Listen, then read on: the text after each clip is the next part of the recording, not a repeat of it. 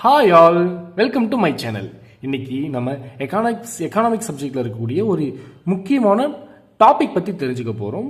அது என்னென்னா, ஃபர்ஸ்ட் வந்து appreciation of rupee, depreciation of rupee. அப்படின்னா என்னென்னா, appreciation of rupee means values of rupee increased. Depreciation of rupee na the value of rupee get depreciated. Value குறையிறது, value அதிகரிக்கிறது. இது எதனால் அதிகரிக்கிறது, எதனால் குறையுதுன்னு பாருங்க. இது வந்து இந்தியன் மார்க்கெட் வச்சுக்கோங்க. எதனுடைய இப்போ யூஸ்வலாக பார்த்தீங்கன்னா இந்தியன் கரன்சி, இப்போ யூபிஎஸ்சி பாயிண்ட் ஆஃப் வியூவில் நீங்கள் தெரிஞ்சுக்கிறது பார்த்தீங்கன்னா இந்த டாலர், இது நம்ம ருப்பி, இதை வச்சு கார்லேட் பண்ணலாம். இன்கேஸ் மார்க்கெட்டில் டாலர்ஸ் அதிகமாக இருக்குது பார்த்தீங்கன்னா, அது நம்ம ருப்பி வந்து ரொம்ப கம்மியாக இருக்குது. இப்போ பார்த்தீங்கன்னா எது கம்மியாக இருக்கோ அதனுடைய டிமாண்டு ஜாஸ்தியாக இருக்கும். எது டிமாண்ட் ஜாஸ்தியாக இருக்கோ அதனுடைய வேல்யூ அதிகமாக இருக்கும். புரிஞ்சா? இப்போ பாருங்கள், இதெல்லாம் டாலர்ஸ்.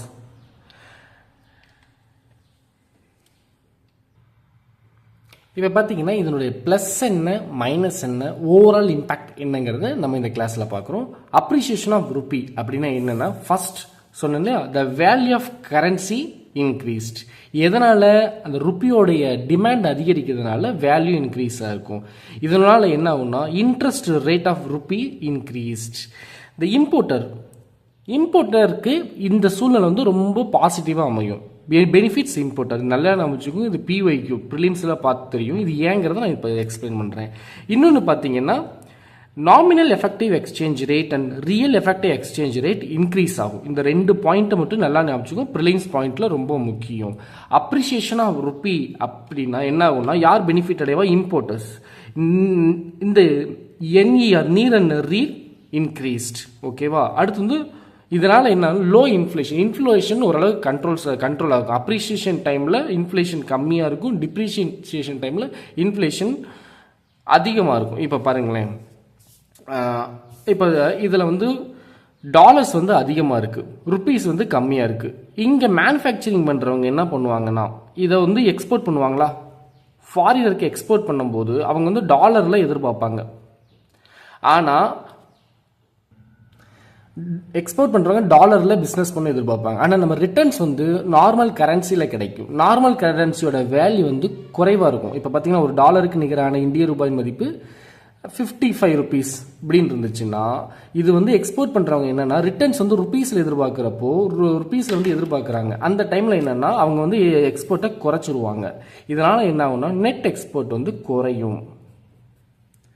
ஆனால் இந்த சூழ்நிலையை பயன்படுத்திக்கிட்டு டாலர்ஸோட மார்க்கெட்டாக இருக்குது, இது ஃபுல்லு டாலர்ஸ் மார்க்கெட்டாக இருக்குது. அப்போ யார் பெனிஃபிட் அடைவாங்கன்னா, இப்போ நம்ம பெனிஃபிட் அடைனா இது இன்வெஸ்ட்மெண்ட் இதில் கொஞ்சம் அதிகமாக இருக்கும். எல்லாருமே இது டாலருக்கான மார்க்கெட் டிசைட் பண்ணிட்டு இது இன்வெஸ்ட் பண்ணுவாங்க. எக்ஸ்போர்ட் குறையும் போது நம்மளுக்கு என்ன பண்ணுவோம்னா, இங்கே நிறைய பொருளை இந்த டைமில் இம்போர்ட் பண்ணுவோம்.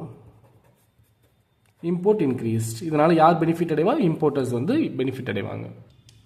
இந்த டைமில் பார்த்தீங்கன்னா இது வந்து பார்த்தீங்கன்னா அப்ரிசியேஷன் ஆஃப் ருப்பி வந்து அட்ராக்ட் இன்வெஸ்ட்மெண்ட். இதனால இந்தியாவில் எக்கனாமிக் க்ரோத் வந்து இன்க்ரீஸாக இருக்கும். நான் அந்த எக்ஸ்போர்ட் வந்து குறையும். நான் ஏன்னு உங்கள்கிட்ட சொன்னேன் இல்லையா, ஏன்னா ருப்பி அந்த எக்ஸ்போர்ட்டர்ஸ் வந்து அமௌண்ட் வந்து ருப்பீஸில் எதிர்பார்ப்பாங்க. பட் அந்த வேல்யூஸ் வந்து ரொம்ப குறைவாக இருக்கும். அதனால் எக்ஸ்போர்ட் பண்ணுறது வந்து குறைஞ்சிரும். இன்னொரு பாயிண்ட் லோ டெப்ட்.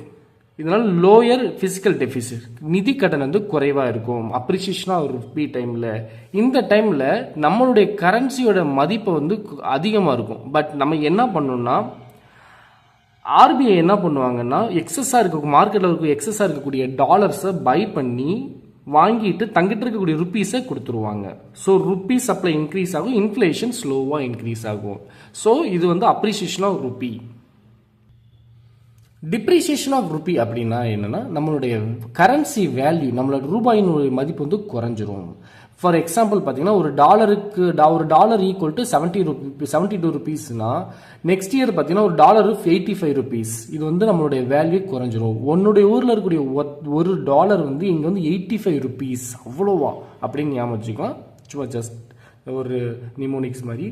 இப்போ பார்த்தீங்கன்னா ருப்பீஸோட இன்ட்ரெஸ்ட் ரேட்டு குறையும், டிப்ரிஷியேட். இது யார் பாதிக்கும்னா, அஃபெக்ட் இம்போர்ட்டர்ஸ். இவங்க இம்போர்ட்டர்ஸ் இப்போ யார் பெனிஃபிட் அடைவாங்க? எக்ஸ்போர்ட் பண்ணுறவங்க. So net export will increase. இது இன்னொன்று nominal effective exchange rate and real effective exchange rate குறையும்.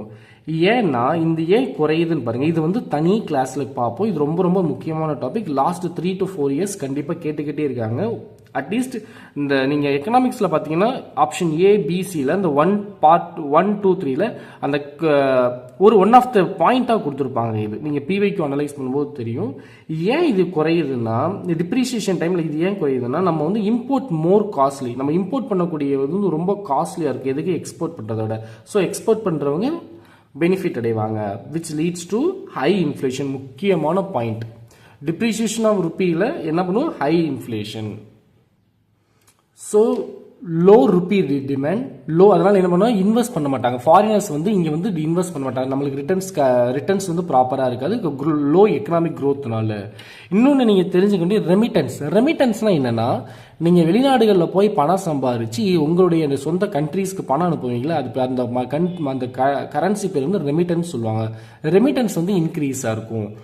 ஏன்னா நான் ஃபாரின்லேருந்து $1 இங்கே அனுப்புகிறேன்னா இந்த ஊர் கரன்சிக்கு 85 rupees இருக்குது. இதே அப்ரிசியேஷன் டைமில் ரெமிட்டன்ஸ் வந்து குறையும். ஏன்னா நான் $1 இங்கே அனுப்பினா அது 55 rupees இருக்கும். எது எனக்கு பெனிஃபிட், எது என் கண்ட்ரிக்கு பெனிஃபிட், எது என் வீட்டுக்கு பெனிஃபிட்னா, டிப்ரிசியேஷன் ஆஃப் ருப்பி வந்து எனக்கு அந்த டைம் எனக்கு பெனிஃபிட். அதனால ரெமிட்டன்ஸ் வெளிநாடுகள்லேருந்து இந்தியாவுக்கு அனுப்பக்கூடியவங்களுடைய கரன்சி வந்து அதிகமாக இருக்கும். இன்னொன்று நெட் எக்ஸ்போர்ட் இன்க்ரீஸாக இருக்கும். ஏன்னா நம்மளுடைய ப்ராடக்ட் வந்து ரொம்ப சீப்பாக ஃபாரின் மார்க்கெட்டில் யூஎஸ்ஏல போய் வாங்கினீங்கன்னா ரொம்ப சீப்பாக இருக்கும். ஸோ அவங்க வந்து அங்கே இருக்கக்கூடிய மக்கள் அதுக்கு ப்ரையாரிட்டி கொடுத்து வாங்குவாங்க. இன்னொன்று ப்ரிலிம்ஸ் பாயிண்ட் ஆஃப் வியூ தெரிஞ்சுக்கோங்க. Current account deficient, balance of பேமெண்ட்டை நீங்கள் படிக்கும்போது தெரிய வரும். Current account deficient, capital account deficient பற்றி தெரிஞ்சுக்குவீங்க.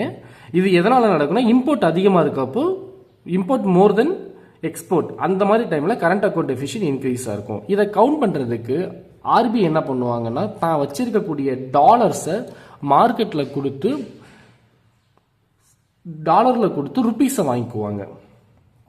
இதனால் இன்னொன்று டிப்ரிசியேஷன் ஆஃப் ருப்பியில் ஹை டெப்ட் இதாகும், ஃபிஸ்கல் டெஃபிஷியன்ட் இன்க்ரீஸாக இருக்கும். ஓகே, இவ்வளோதாங்க இந்த டாப்பிக்கை பற்றி தெரிஞ்சுக்க வேண்டியது. மேக்ஸிமம் கொஸ்டின்ஸ் நம்ம இதில் எதிர்பார்க்கலாம். இந்த வீடியோஸ் உங்களுக்கு பிடிச்சிருந்தா லைக் பண்ணுங்க, கமெண்ட் பண்ணுங்க, ஷேர் பண்ணுங்க. Thank you very much. நெக்ஸ்ட் வீடியோவில் பார்ப்போம்.